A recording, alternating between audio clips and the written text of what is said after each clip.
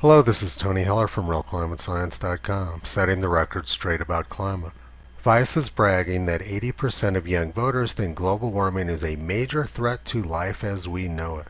This shouldn't surprise anyone because these children have never heard anything else. I'm having lunch today with a University of Colorado student who wrote on Facebook that he would like to interview a climate skeptic for a school project. He's in college and he's never heard the views of a climate skeptic because they've been hidden from him for his entire life. Schools quite openly censor climate skeptics, and newspapers do as well. New York Times and CNN have written hit pieces about me, but they've never actually spoken with me. And the same story with PolitiFact and Snopes. It's all propaganda. Children are not trusted to make up their own minds, and they're not allowed to hear any other viewpoints. These children don't know that summers have gotten much cooler in the United States over the past century. They've been taught by their school teachers and the press that they're burning up.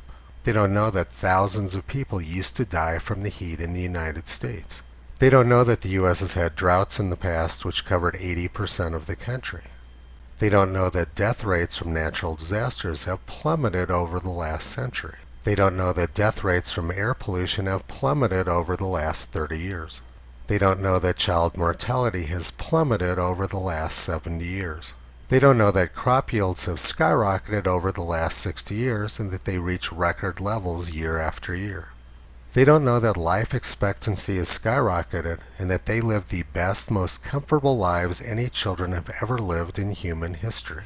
They don't know that all of these good things happened while CO2 emissions were growing very rapidly. And they certainly don't know that CO2 emissions from Western countries have been declining while emissions from China and Asia have been skyrocketing. The United States could drop off the face of the earth and global CO2 emissions would still continue to grow. They've been taught that it's their responsibility to stop something which they have no control over. They've heard nothing but propaganda their entire lives. And that's why a university student had to reach out on his own to meet a climate skeptic, because the schools he's attended have never given him that opportunity.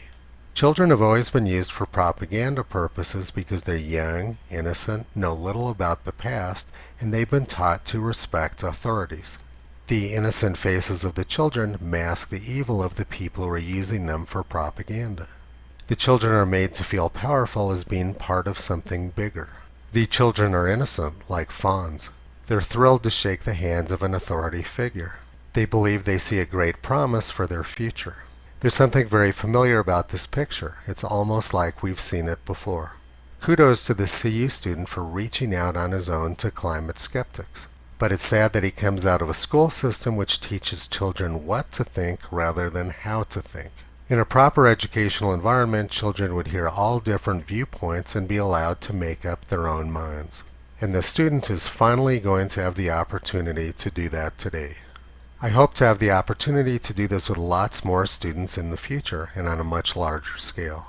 Children deserve to hear the truth and they deserve to have the opportunity to make up their own minds.